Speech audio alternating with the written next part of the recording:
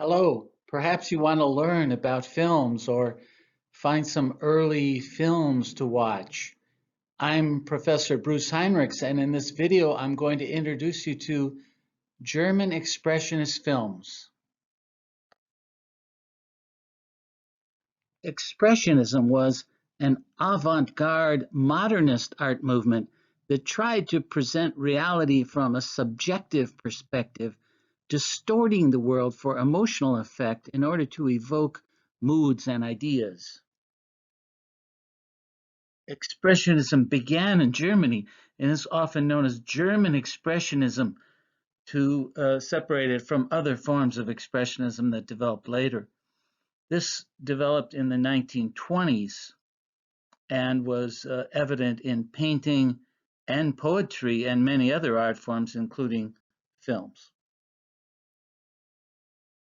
German Expressionism depicts reality wildly distorted, influenced by Vincent van Gogh, Edvard Munch, and El Greco. The idea was to create powerful reactions in the viewers using bright, clashing colors, flat shapes, jagged brushstrokes.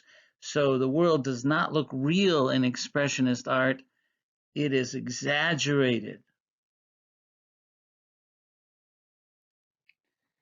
Expressionism is stylized, is not accurate, is distorted, is not natural, is dramatic, is not subtle, is angular, is not rounded or organic. It is emotional instead of rational, and it is subjective instead of objective. Let us begin a survey of German Expressionist films with one of the greats, The Cabinet of Dr. Caligari, made in 1919.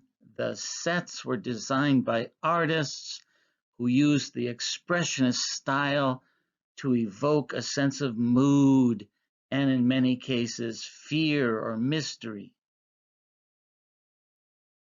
In the film, the mad Dr. Caligari has a sleepwalker, a hypnotized somnambulist sleepwalker who does his bidding. When you watch this film, The Cabinet of Dr. Caligari, pay attention to the sets, which are distorted and angular, that give a mood of mystery and intrigue. Here, Dr. Caligari walks through the town. Here, Dr. Caligari continues his walk through the town, and look at the sets.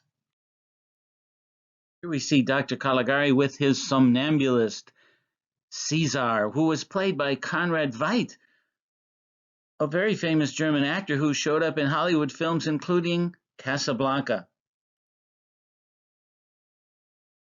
And of course, Caesar has to abduct the beautiful woman.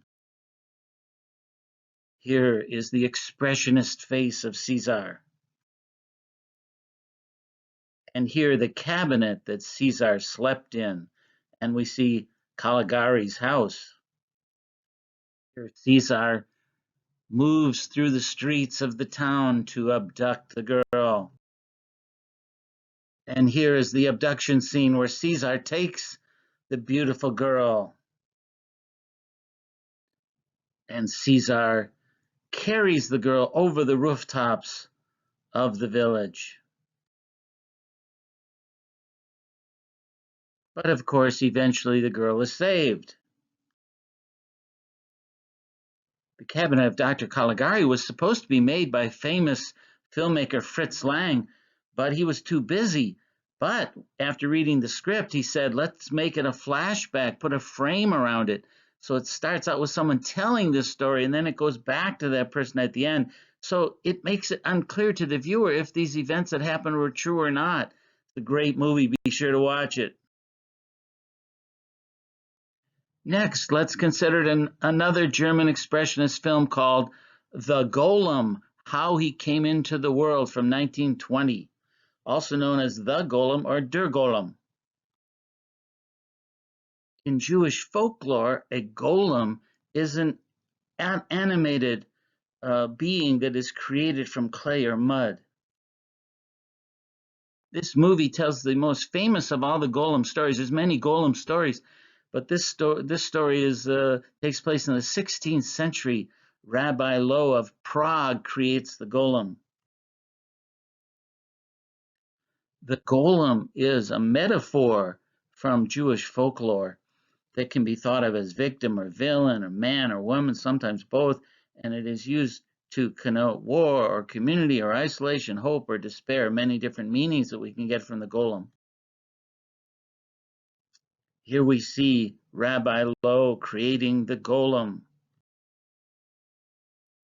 and the Golem must do what Rabbi Loew orders, demands of him. The Golem was shot by famous cinematographer Karl Freund, who also worked on Metropolis, a film, very famous expressionist film I'll show you in a minute, and then went to Hollywood and worked on classic horror films, even directed some of them, including The Mummy and Mad Love. And then he worked on the TV show I Love Lucy. This is Karl Freund, who was very, very famous for inventing what is called the unchained camera. That is the camera free of the tripod. He would strap it around his stomach and move around with it. He also was the first to put a camera on a crane or on a cart that could move along a track. Here we see the tinting of the film The Golem. Film tinting began in the 1890s when films began, and was the process of adding color to black and white film, usually by just dipping the film in dye. When green was used, that was usually used to evoke a mood of mystery or spirituality or perhaps seafaring movies. In fact, later, Alfred Hitchcock used the color green in the movie Vertigo in order to depict spirituality or mystery. This scene from the movie Der Golem, as the palace is crumbling, the Golem is saving the court, saving the people by supporting the falling ceiling. All right, let's consider another German Expressionist film called Nosferatu, a Symphony of Horror by F.W. Murnau. The film Nosferatu is really the Dracula story, but the details were changed because it was unauthorized. It was unofficial adaptation of the book from 1897, Dracula by Bram Stoker. In the film Nosferatu, the vampire is not called Count Dracula, but is called Count Orlok. Here we see the expressionist nature of the film Nosferatu as the vampire approaches the door. And the vampire enters the room. And the vampire prepares to suck the blood of the beautiful girl. F.W. Murnau was a very famous filmmaker who directed The Last Laugh and Faust in Germany, and then went to Hollywood and made a film called Sunrise, which you really should watch. It's regarded as one of the greatest films ever made. Here is just a brief shot from the movie Sunrise by Murnau.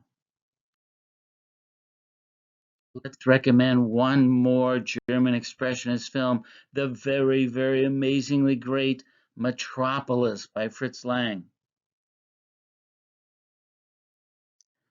The film Metropolis is a futuristic movie. In fact, Fritz Lang got the idea when he took a boat from Europe to the United States. He came into New York and he saw Manhattan with all the skyscrapers and all the activity, and he was so moved he decided to make a film about the future, and Metropolis supposedly is set in the year 2000. This is his view from 1926 of what the year 2000 would look like. And later, Stanley Kubrick made a science fiction film, which he named 2001 because he wanted it 1 year after Metropolis was set. The film Metropolis portrays two groups of people, the rich people who live above ground, and then the poor people who work and slave away at labor underneath the ground. In the film Metropolis, there is a robot woman who is created by a mad scientist. The robot woman is hooked up, comes to life because of Maria, the film's heroine. And so the robot woman comes to life and will do the bidding of her master. Here we see the robot woman before she has taken on the appearance of Maria. And here we see the mad scientist who has created the robot woman. And notice the mad scientist has one hand that is deformed or robotic. And in fact, later, Stanley Kubrick used that same idea in the movie Dr. Strangelove. And here, the mad scientist and the robot woman confronting the mayor of the city who wants to use the robot woman to pretend to be Maria so he can stop the workers from revolting. Both Maria and the robot woman, of course, were played by the same actress, Bridget Helm, who made over 30 films and then retired in 1935 because she was disgusted by the takeover of the movie industry by the Nazis in Nazi Germany. And here's the actress Bridget Helm as the robot woman who's trying to seduce the men. And at the end of the film, Maria and her lover save the day, of course. So here's pictures of Fritz Lang, who made many, many important films, and you should definitely watch Metropolis, and maybe watch some of the other films by Fritz Lang. In fact, I very much recommend the film Contempt by Jean-Luc Godard, a French film in which Fritz Lang plays himself. All right, I hope those are some good ideas for films to watch. I hope you enjoyed it, and check out my other videos on my channel called Brucey. Bye for now.